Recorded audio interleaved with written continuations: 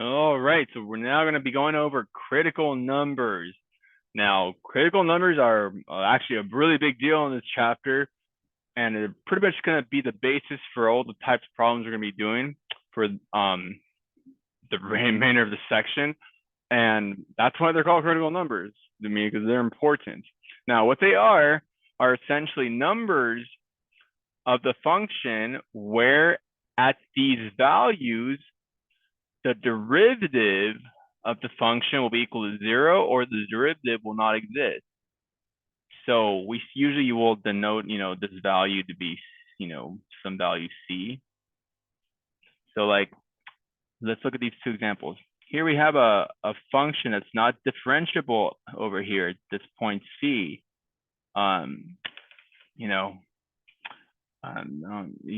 The tangent lines, wouldn't equal each other if you remember from what we were talking about in chapter 2. So this is what's called we collect like a cusp or a peak, we say, but f prime here does not exist. So f prime of c here does not exist. This is an example of the derivative not existing. C, this is supposed to be c. Now here's an example where the derivative at c does exist. The derivative of c here is equal to 0. It's a horizontal tangent line. And I probably shouldn't draw a horizontal tangent line there because it's probably confusing. So again, here's where the derivative does not exist. And here is where the derivative does exist and is equal to 0. Now, the reason we like to find critical numbers is because they really give us some key parts of the graph where something interesting is going to be happening. So like here, even though the critical number, even though the derivative here is not equal to 0, there's still a local maximum. Same thing here. And we're going to be talking about that in just a bit, but let's first just practice how we calculate them, because sometimes it can be a little tricky. So to find the critical numbers of a function, you essentially want to find the derivative of the function and then set it equal to 0. So let's first find the derivative of this function. Now, let's rewrite this as, by distributing that, because it's usually easier to work with, at least I think so. F of x being equal to x is 3/5 minus x to the 8/5. Okay, so let's take the derivative of this. Taking the derivative using the power rule, 3/5 times 4, 12/5 x to the negative 2/5 minus 8/5 x to the 3/5. All right, so here we now set this equation equal to 0, because that's how we find our critical numbers. So we set this equal to 0.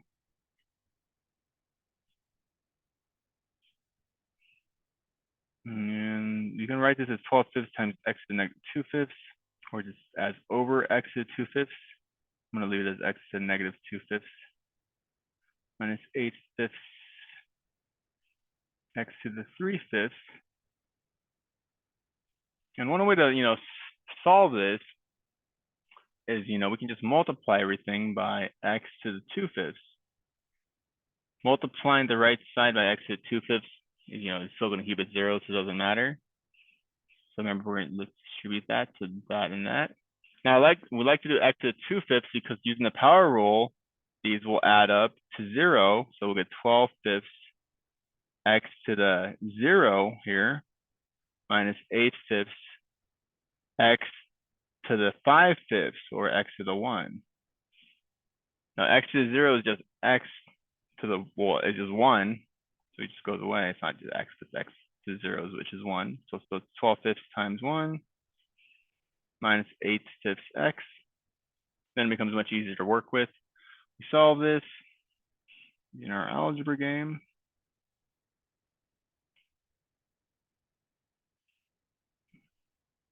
Multiplying and then dividing by 8, we'll get x is 12/8 or 3/2.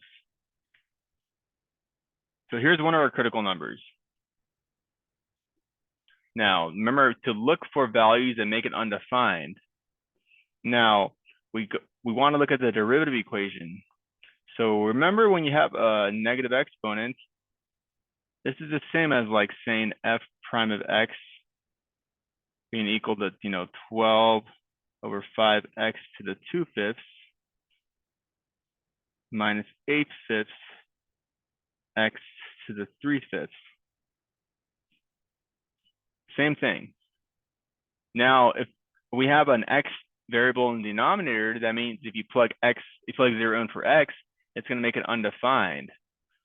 So f prime of x does not exist for x equal to 0.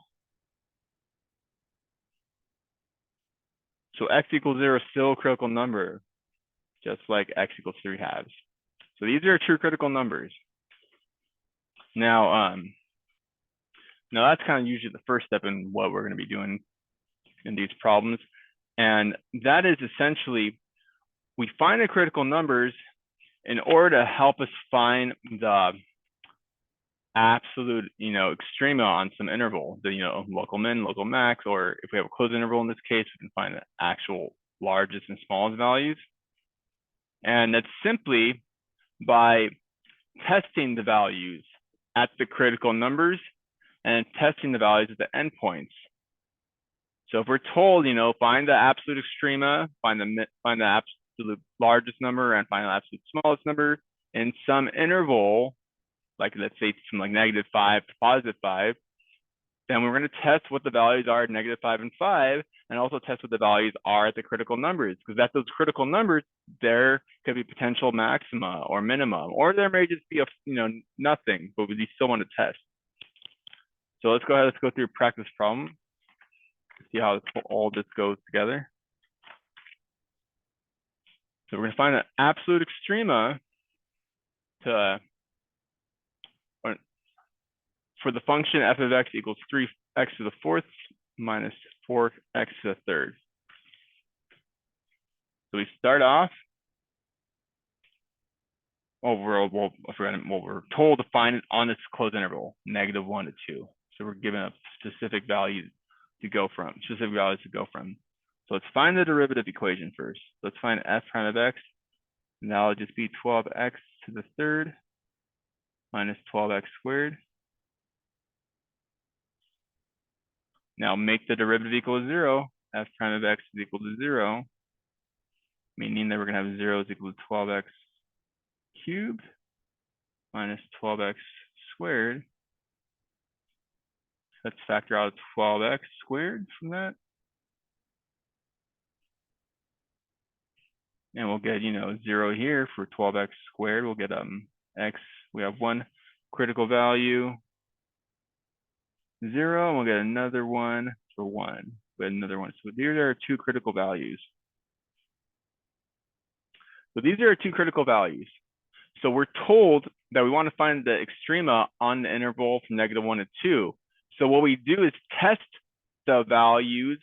In other words, find what the function values are at -1, 2, and then at 0 and 1, and then compare them. The largest one is going to be the max. The smallest one is going to be the absolute minimum.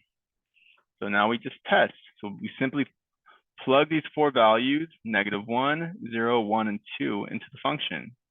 So we're going to basically look at f of -1, f of 0, f of 1, and f of 2. And in here, we just plug it into here. Using simple algebra, -1, get 3 minus plus 4, right?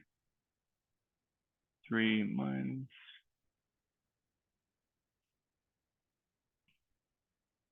I'm doing it mentally.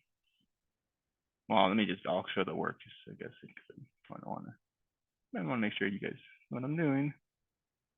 I'm plugging all these, plugging -1 into here. Do the math. You'll get that this will be 7. Plug 0 into here. That'll be 0. That'll be simple. It's just 0, 0 minus 0. You get 0. Plug in 1.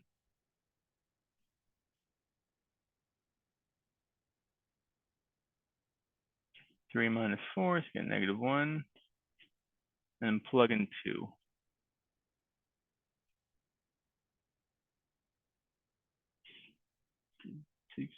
$16, 48, 48 minus 32, right? And we'll get 16. Okay, so now we just compare. Whoa, a little shaky here. The absolute max is going to be, this is going to be absolute max. Absolute max.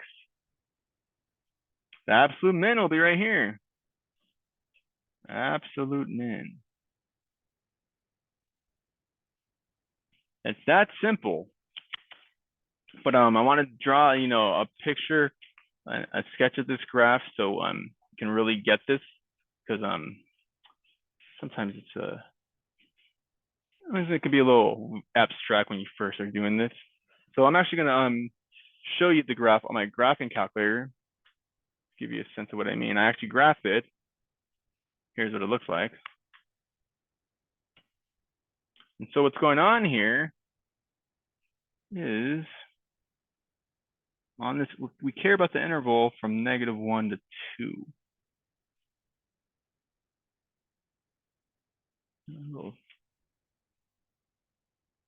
Graph is, it's kind of hard to see there, but the graph is actually doing from a -1 to 7, and it's doing this sort of thing. It kind of bounces down, it kind of goes down like that, and flies, goes all the way back up. So here's our absolute max on the interval at 2. Like, oh no, I got really dark. 216, and our other endpoint over here, the -1, 7. That's what we got here. Remember, the 0 is what we got over here, and over here is where we got the absolute min at 1, -1. Now you see. Now here's the thing. You can see like the graph is doing something funky over here. It's kind of flattening out, but it's not staying down. It doesn't go down and then come back up. It goes down and flattens out and keeps on going down.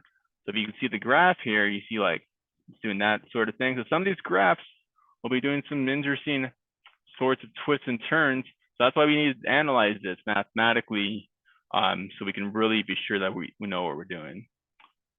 Well, there you go.